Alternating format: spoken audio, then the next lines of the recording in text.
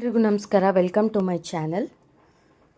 Tailoring ಕೆಲಸದಲ್ಲಿ ಸೋಲಿನಂತೆ ಕಾಣುವ ದಿನಗಳೇ ನಿಮ್ಮನ್ನು ಗೆಲ್ಲಿಸ್ತವೆ. ನಮಸ್ಕಾರ ಸ್ನೇಹಿತರೆ. ಇವತ್ತು ನಾನು ಟೈಲರಿಂಗ್ ಬಗ್ಗೆ ಒಂದು ವಿಭಿನ್ನವಾದ ವಿಷಯದ ಬಗ್ಗೆ ಮಾತನಾಡಬೇಕು ಅಂತ ಬಂದಿದ್ದೀನಿ. ನಾವು ಟೈಲರಿಂಗ್ ಮಾಡ್ತಿರುವಾಗ ಎಲ್ಲ ದಿನವೂ ಒಂದೇ ರೀತಿ ಇರೋದಿಲ್ಲ. ಕೆಲವು ದಿನಗಳು ತುಂಬ ಆರ್ಡರ್ ಇರುತ್ತೆ. ಒಂದು ಕೆಲಸ ಮುಗಿಷ್ಟರಲ್ಲಿ ಇನ್ನೊಂದು ಕೆಲಸ ಬರುತ್ತೆ. ಆಗ ನಮಗೆ ತುಂಬ ಖುಷಿಯಾಗುತ್ತೆ. ನಮ್ಮ ಕೆಲಸ ಚೆನ್ನಾಗಿ ನಡೀತಾ ಇದೆ ಅನಿಸುತ್ತೆ. ಆದರೆ ಕೆಲವು ದಿನ ಅಂದರೆ ಒಂದು ಸ್ವಲ್ಪ ದಿನ ಬಿಟ್ಟು ಯಾರೂ ಬರೋದಿಲ್ಲ, ಫೋನ್ ಬರೋದಿಲ್ಲ, ಹೊಸ ಆರ್ಡರ್ ಬರೋದಿಲ್ಲ. ಹೊಲಿಗೆ ಯಂತ್ರದ ಮೇಲೆ ಕೂತ್ಕೊಂಡಾಗ ಇವತ್ತು ಏನು ಕೆಲಸ ಇಲ್ವಲ್ಲ ಅಂತ ಅನ್ನಿಸ್ತಾ ಇರುತ್ತೆ.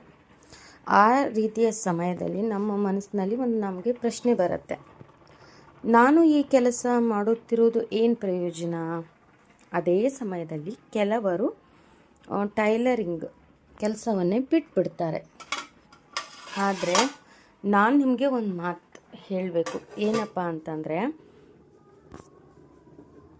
ಆರ್ಡರ್ ಇಲ್ಲದ ದಿನ ನಿಮ್ಮ ಸೋಲಿನ ದಿನ ಅಲ್ಲ, ಅದು ನಿಮ್ಮನ್ನು ಮುಂದಿನ ಆರ್ಡರ್ಗೆ ಸಿದ್ಧಪಡಿಸುವ ದಿನ ಅಂತ ನೀವು ಮನಸ್ಸಲ್ಲೇ ಅನ್ನಿಸ್ಕೋಬೇಕು. ಕೆಲಸ ಇಲ್ಲದ ದಿನ ಒಂದು ವ್ಯರ್ಥ ಮಾಡಬೇಡಿ.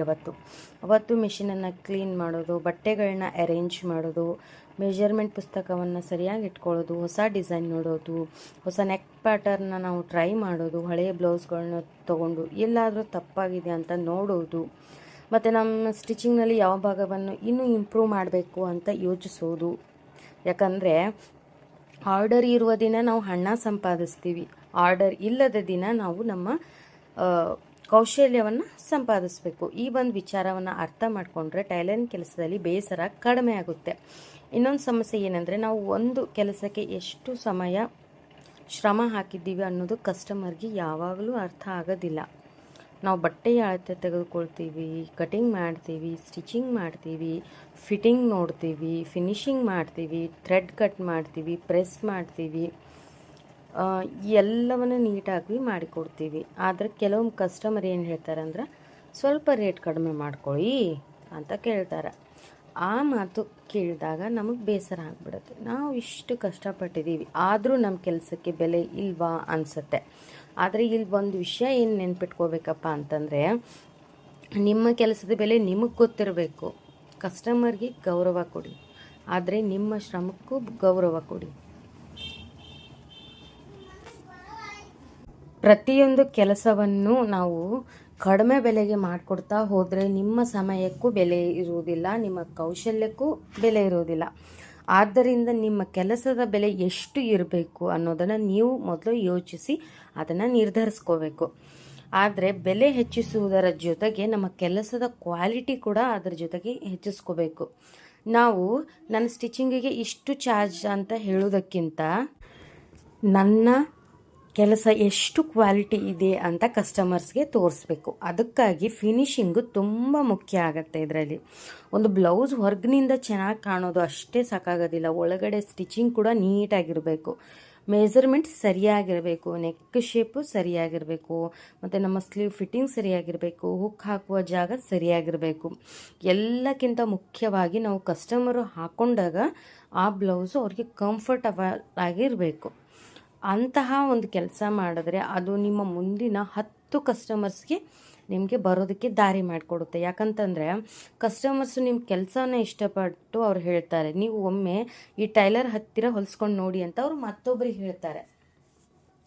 ಸೊ ಅದೇ ನಿಮ್ಮ ನಿಜವಾದ ಅಡ್ವರ್ಟೈಸ್ಮೆಂಟು. ಇವತ್ತು ನಾವು ಅಡ್ವರ್ಟೈಸ್ಮೆಂಟ್ಗಾಗಿ ಹಣ ಖರ್ಚು ಮಾಡ್ಬೋದು, ಆದರೆ ಕಸ್ಟಮರ್ನ ಬಾಯಿಂದ ಬರೋ ಒಂದು ಒಳ್ಳೆಯ ನಮ್ಮ ಬ್ಲೌಸ್ನ ಅವರು ಸ್ಟಿಚಿಂಗ್ ಮಾಡೋರ ಮಾತು ಶಕ್ತಿ, ಅದ್ರ ಬಗ್ಗೆನೇ ಮಾತಿಗೆ ಇರೋ ಶಕ್ತಿನೇ ಬೇರೆ. ಹಾಗಾಗಿ ಪ್ರತಿಯೊಂದು ಕಸ್ಟಮರ್ಸ್ನನ್ನು ಕೇವಲ ಆರ್ಡರ್ ಅಂತ ನೋಡಬೇಡಿ, ಅವರನ್ನು ನಿಮ್ಮ ಮುಂದಿನ ಅವಕಾಶ ಅಂತ ನೋಡಿ.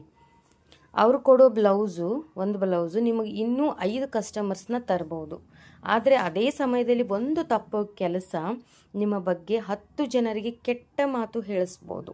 ಆದ್ದರಿಂದ ಟೈಲರಿಂಗ್ನಲ್ಲಿ ಒಂದು ವಿಷಯ ತುಂಬ ಮುಖ್ಯ. ಒಂದು ಕೆಲಸವನ್ನು ತೊಗೊಂಡ್ರೆ ಜವಾಬ್ದಾರಿಯಿಂದ ಮಾಡಿ, ನಾಳೆ ಕೊಡ್ತೀನಿ ಅಂತ ಹೇಳಿ ಮತ್ತೆ ತಡ ಮಾಡಬೇಡಿ. ತಡವಾಗೋದಾದರೆ ಮುಂಚೆನೇ ಹೇಳಿಬಿಡಿ. ಕಸ್ಟಮರ್ಸ್ ಜೊತೆ ಸರಿಯಾಗಿ ಮಾತಾಡಬೇಕು.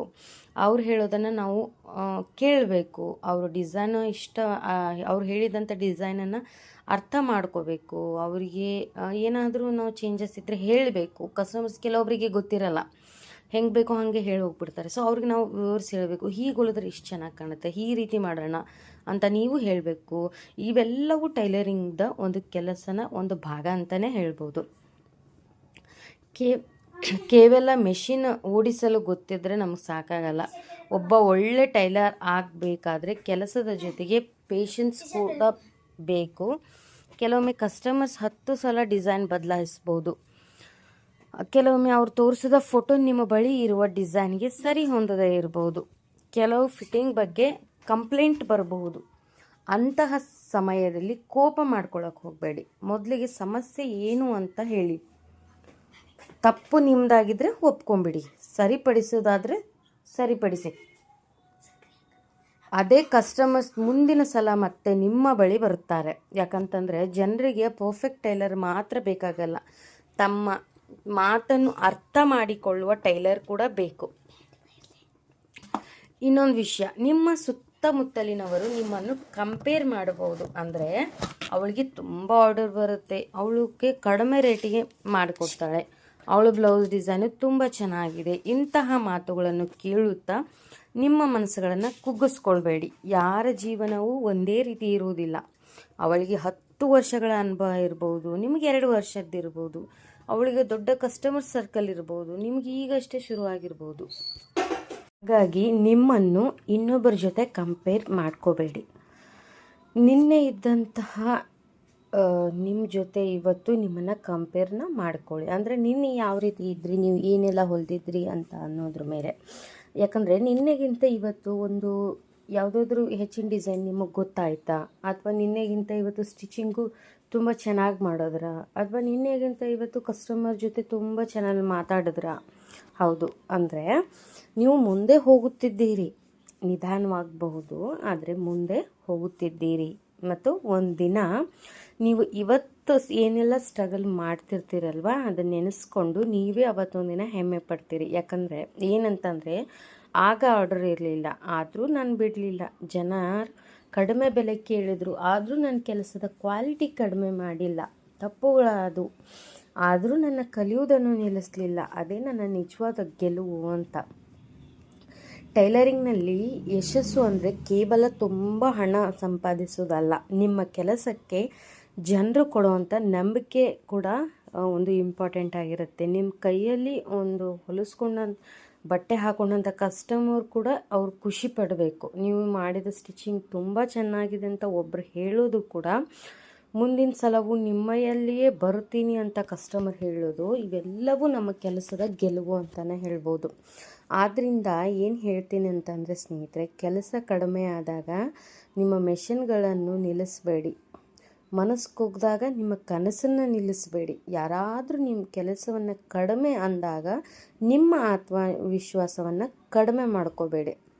ನಿಮ್ಮ ಕೈಯಲ್ಲಿರುವ ಕೌಶಲ್ಯವನ್ನು ಪ್ರತಿದಿನ ಇನ್ನಷ್ಟು ಬೆಳೆಸ್ಕೊಳ್ಳಿ. ಯಾಕಂದರೆ ಒಂದು ದಿನದ ಆರ್ಡರ್ ನಿಮ್ಮ ಆದಾಯವನ್ನು ಹೆಚ್ಚಿಸ್ಬೋದು, ಆದರೆ ಪ್ರತಿದಿನದ ಅಭ್ಯಾಸ ನಿಮ್ಮ ಸಾಮರ್ಥ್ಯವನ್ನು ಹೆಚ್ಚಿಸುತ್ತೆ.